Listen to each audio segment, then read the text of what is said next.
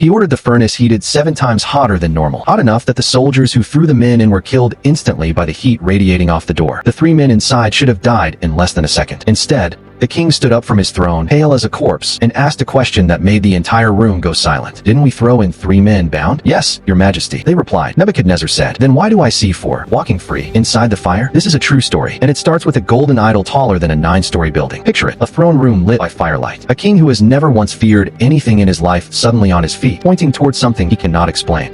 Whatever he's looking at, it isn't supposed to be there. Babylon, the 6th century before Christ, the most powerful empire on earth. King Nebuchadnezzar had just built something absurd, a solid gold statue, 90 feet tall, blinding, in the desert sun, and he wanted the entire empire to bow before it. It didn't take long for someone to notice. Rivals who'd resented these 3 men for years saw their chance and reported them immediately. The king summoned them personally, furious, humiliated, in front of his entire government. "If you do not worship, you will be thrown into a blazing furnace. And what God will be able to rescue you from my hand?" Their answer became one of the most quoted declarations of faith in human history. "We do not need to defend ourselves before you. If we are thrown into the fire," then came the line that stopped everyone in the room cold. "But even if he does not, we will not serve your gods. The God we serve is able to save us." Read that again. They didn't say, "God will save us, so we're not afraid." They said, "Even if he doesn't, our answer is still no." The king's face twists with rage as he orders the furnace heated 7 times hotter. The king's expression changed. Witnesses said his face twisted with something close to rage. He gave a new order: heat the furnace 7 times hotter than usual. This wasn't justice anymore. This was personal. Soldiers bound their wrists and marched them toward the fire. The heat was already unbearable from a distance. You could see it distorting the air, smoke pouring upward into a darkening sky. And still, the 3 men walked forward without resistance. But here's the twist nobody saw coming. The fire was now so violent, so consuming, that the soldiers simply standing near the door, the ones about to throw the men inside, were killed instantly. The executioners died. The men they threw in did not. Inside the flames, something impossible was happening. The ropes that bound them were gone. The 3 men were walking freely, untouched by the fire around them. And they weren't alone. A 4th figure stood beside them,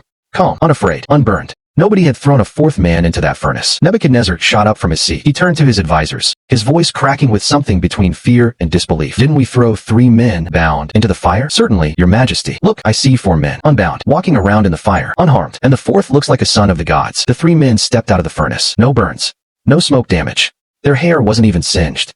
Officials crowded around them, checking every inch of their robes, and there wasn't even the smell of fire on their clothing. The same king who had mocked their god minutes earlier now stood before them. Humbled. In front of his entire court, the king made a declaration that would echo through history. "No other god can save in this way. There is no other god who can rescue like this." The 3 men were promoted, higher than before. Untouched, unshaken, protected now, in the very kingdom that once tried to destroy them.